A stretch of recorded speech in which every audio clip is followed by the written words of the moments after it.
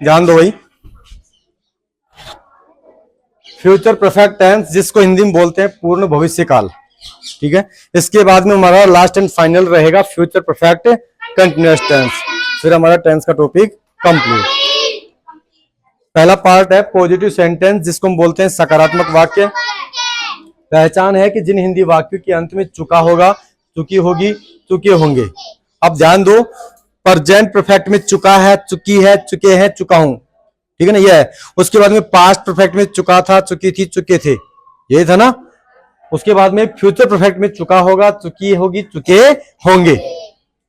शुरुआत में है, बाद में था, उसके बाद में गागेगी। आदि शब्द हो तो वह फ्यूचर परफेक्ट टेंस कहलाता है। इस टेंस के सेंटेंस में एच वी का मतलब होता है हेल्पिंग वर्ब। ठीक है ना, जिसको हिंदी में बोलते हैं सहायक क्रिया, यानी वह क्रिया जो सेंटेंस बनाने में सहायता करती हो। शैल हैव और विल हैव का प्रयोग किया जाता है जब सब्जेक्ट यानी जो करता है वो आई और वी होगा। जैसे यहाँ पे क्या है, हमारा वी है, क्या है, वी। तो इसके साथ में हेल्पिंग वर्ब किसका प्रयोग कर दिया हमने, शैल हैव का।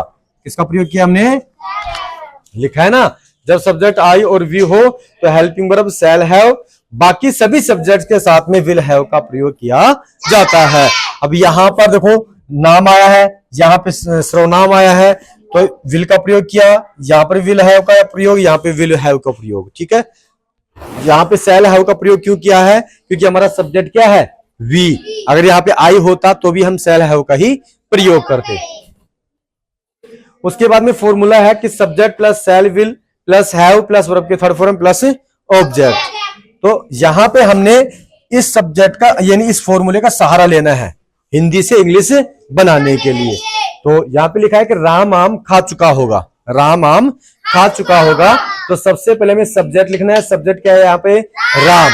उसके बाद में अब राम सब्जेक्ट है तो शैल का प्रयोग करेंगे विल का, और उसके साथ में हैव। उसके बाद में वर्ब क्या है, ईट, ईट की थर्ड फॉर्म क्या होती है, ईटन। उसके बाद में ऑब्जेक्ट क्या है यहाँ पे, मैंगो। तुम जयपुर जा चुके होगे, तो यहाँ पे सब्जेक्ट क्या है, यू के साथ में हेल्पिंग वर्ब विल हैव। उसके बाद में वर्ब क्या है इसमें, गो की थर्ड फॉर्म क्या होती है, गॉन। जाने की क्रिया में कंजक्शन वर्ड टू का प्रयोग करते हैं और आने की क्रिया में फ्रॉम का। उसके बाद में ऑब्जेक्ट हमारा जयपुर। नेक्स्ट है कि हम अंग्रेजी पढ़ चुके होंगे, तो यहां पर हमारा सब्जेक्ट क्या है, वी, और आई और वी के साथ में हेल्पिंग वर्ब किसका प्रयोग करते हैं, शैल हैव का। उसके बाद में वर्ब क्या है यहाँ पे, रीड, और ऑब्जेक्ट क्या है हमारा, इंग्लिश। ठीक है, तो टेंस हमारे कल शायद ये कंप्लीट हो जाएंगे। उसके बाद में हमारा साउंड डिफरेंट और हमारा वन वर्ड टॉपिक बचेगा।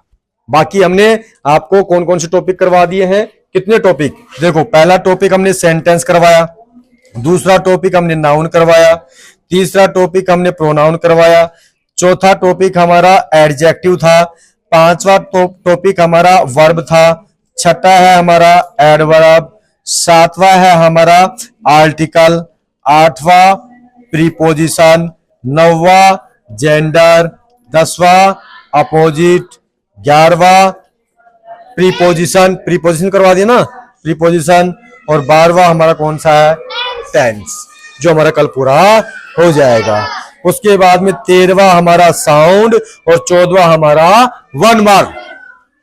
फिर हमारे 99% टॉपिक क्या हो जाएंगे, कंप्लीट। फिर हम आपको बुक पढ़ाना स्टार्ट कर देंगे। ठीक है ना, वैसे इतना बुक में कुछ आता नहीं है, लेकिन आपको विशेष इंग्लिश हमें सिखाना है, इंग्लिश पढ़ाना सिखाना है। बहुत से बच्चों को ABCD, APPL, संडे मंडे, जनवरी फरवरी ठीक से नहीं आ रही होंगी, तो उनका बेस मजबूत करेंगे और उसके बाद में फिर आपको इंग्लिश की जो किताब है वो पढ़ना सिखाएंगे। भाई जैसे कि हिंदी की किताब आपको अगर पढ़ना सीखना है तो आपको क्या करना पड़ता है, पहले 12 खड़ी अनाराम सीखने पड़ते हैं कि नहीं पढ़ते। उसके बाद में तो हिंदी में आप सीख पाओगे ना। तो उसी प्रकार से इंग्लिश पढ़ने के लिए आपको अंग्रेजी की 12 खड़ी और अनाराम पढ़ने होंगे। तो ये चीज सबसे ज्यादा इंपॉर्टेंट है। उसके बाद में एक एक करके बच्चों से हम इंग्लिश की बुक पढ़वाएंगे और ऐसा कोई भी बच्चा हमारे बीच में ऐसा बैठा नहीं रहेगा जिसको इंग्लिश अच्छे से पढ़नी नहीं आएगी। तो हमारा लक्ष्य यही है। हालांकि तुम्हारी बुक में से कोई विशेष प्रकार के क्वेश्चन आंसर नहीं आते हैं, केवल आता है तो पेसेज आता है, पेसेज में से क्वेश्चन आंसर छांटना, यही आता है ना, आपने देखा होगा इतने सालों तक यही आता है। तो पेसेज का क्वेश्चन का आंसर आप कब छांट पाओगे, जब आपको ठीक से उसका ट्रांसलेशन करनी आ जाएगी। भाई हिंदी का पेसेज है तो आप हिंदी के तो प्रश्न उत्तर छांट लेते हो क्योंकि आपको हिंदी पढ़नी आ रही है ना। उसी प्रकार से जब इंग्लिश आपको पढ़नी आएगी तो इंग्लिश के प्रश्न उत्तर आप आसानी से छांट पाओगे। ठीक है, तो हम ये बीड़ा उठाएंगे। और दूसरा हमारा जो मेन लक्ष्य रहेगा वो ये रहेगा कि प्रत्येक बच्चे को इंग्लिश में बातचीत करना आना चाहिए। तो तभी तो लगेगा ना अभिभावकों को कि हाँ मेरा बच्चा ट्यूशन पे जाने के बाद में इंग्लिश अच्छे से सीख पा रहा है, अर्थात बोल पा रहा है।